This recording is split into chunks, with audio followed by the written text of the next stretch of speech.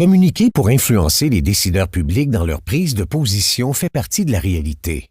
Pour que ces communications d'influence soient faites en toute transparence et au bénéfice des citoyens, les lobbyistes doivent connaître leur rôle, leurs responsabilités et leurs obligations. Suivez-nous pour apprendre à les connaître. Qui sont les représentants d'intérêts? Tout au long de la formation, les deux termes, lobbyiste et représentant d'intérêts, sont utilisés. Ils désignent les personnes qui font des communications d'influence auprès des décideurs publics au bénéfice de leurs clients ou encore de l'entreprise ou de l'organisation au sein de laquelle ils exercent leurs fonctions. Rappelez-vous, il existe 3 types de représentants d'intérêts. Les lobbyistes conseils représentent les intérêts d'un tiers, d'un client. Ils exercent des activités de lobbyisme en échange d'une compensation, comme un montant d'argent, des actions, des dividendes, etc. Les lobbyistes d'entreprise et d'organisation, quant à eux, représentent les intérêts de l'entreprise ou de l'organisation au sein de laquelle ils exercent un emploi ou une fonction. Ils sont visés par la loi sur la transparence et l'éthique en matière de lobbyisme dès le moment qu'une partie importante de leur tâche ou fonction est consacrée à la réalisation d'activités de lobbyisme.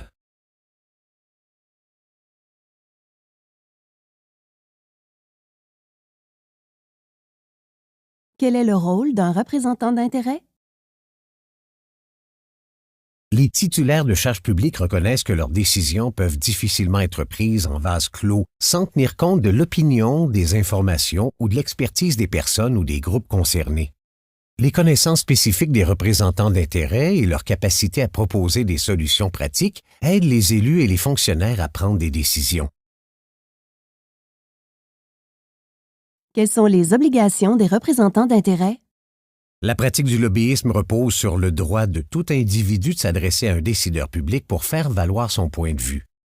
La loi sur la transparence et l'éthique en matière de lobbyisme précise toutefois que pour que le lobbyisme soit légitime, il doit s'exercer dans la transparence afin de permettre aux citoyens de savoir qui cherche à influencer les décideurs publics. Il doit aussi s'exercer de manière éthique.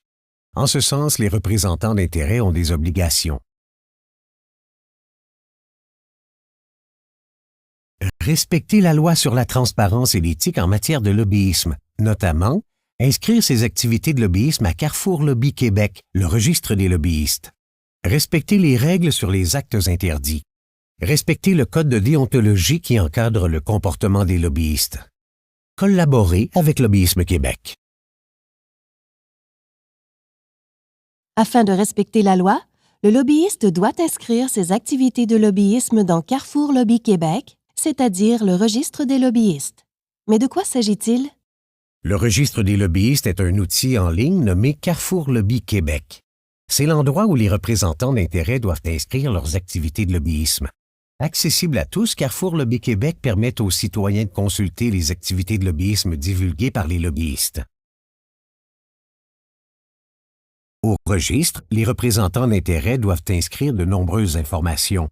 Celles-ci diffèrent selon qu'ils soient lobbyistes conseil ou lobbyistes d'entreprise ou d'organisation, mais notons déjà qu'ils doivent préciser, entre autres, le nom du lobbyiste qui fait les activités de lobbyisme, le nom de l'entreprise ou de l'organisation au bénéfice de laquelle les activités de lobbyisme sont faites, la période couverte par les activités de lobbyisme, l'objet des activités de lobbyisme, c'est-à-dire la décision que le lobbyiste tente d'influencer et l'objectif qu'il vise à atteindre à l'égard de cette décision.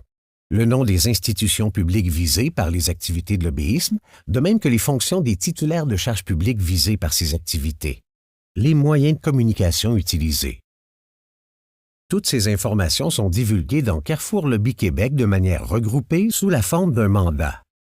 Un même lobbyiste peut avoir plusieurs mandats en même temps lorsque ceux-ci visent des objectifs distincts. Grâce à cette divulgation, les citoyens peuvent savoir qui cherche à influencer les décideurs publics et dans quel but. Attention, pour être transparent, il ne suffit pas d'inscrire les informations demandées au registre. Il faut le faire à l'intérieur de certains délais afin que l'information soit disponible pour le citoyen en temps opportun. Lorsqu'un lobbyiste conseil déclare pour la toute première fois des activités de lobbyisme au registre, il doit les déclarer au maximum 30 jours après la première communication qu'il a effectuée dans le cadre de ses activités. Pour un lobbyiste d'entreprise ou d'organisation, ce délai est de 60 jours. La déclaration d'un lobbyiste doit en tout temps refléter la réalité des activités qui sont réalisées sur le terrain. Ainsi, toute modification à l'activité de lobbyisme déclarée ou l'ajout d'une nouvelle activité de lobbyisme doit se faire dans un délai de 30 jours, peu importe le type de lobbyiste.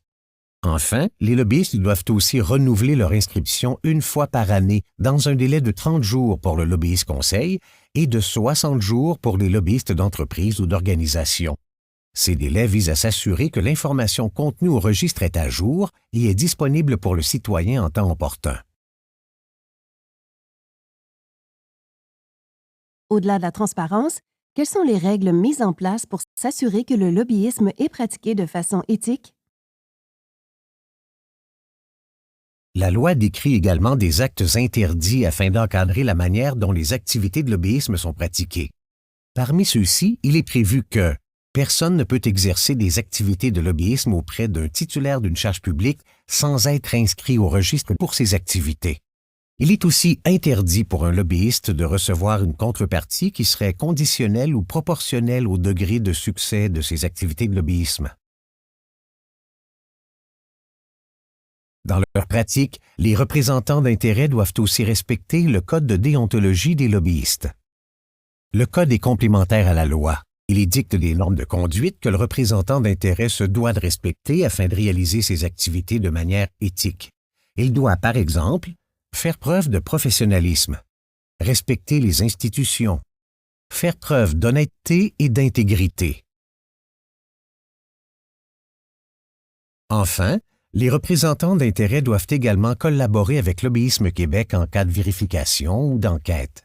Cela veut dire que si une enquête est réalisée et que Lobbyisme Québec a besoin d'informations ou de précisions, le représentant d'intérêts se doit de répondre et de collaborer.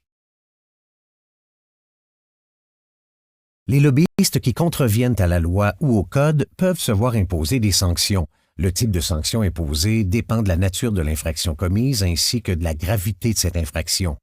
Des sanctions pénales qui prévoient des amendes pouvant aller de 500 à 25 000 $ et être portées au double en cas de récidive. Des mesures disciplinaires comme l'interdiction de pratiquer des activités de lobbyisme pendant une période pouvant atteindre 12 mois. Ou encore des sanctions civiles par lesquelles le procureur général peut réclamer la valeur de la contrepartie reçue ou payable en raison d'activités de lobbyisme ayant donné lieu à un manquement. Les sanctions imposées aux lobbyistes sont visibles dans Carrefour Lobby Québec, mais aussi sur le site web de Lobbyisme Québec. Ce tour d'horizon vous aura permis de mieux connaître le rôle et les obligations des représentants d'intérêts afin que vous puissiez bien exercer votre rôle, car rappelez-vous, la transparence en matière de lobbyisme passe par vous. Poursuivez vos apprentissages en consultant le module qui porte sur les titulaires de charges publiques.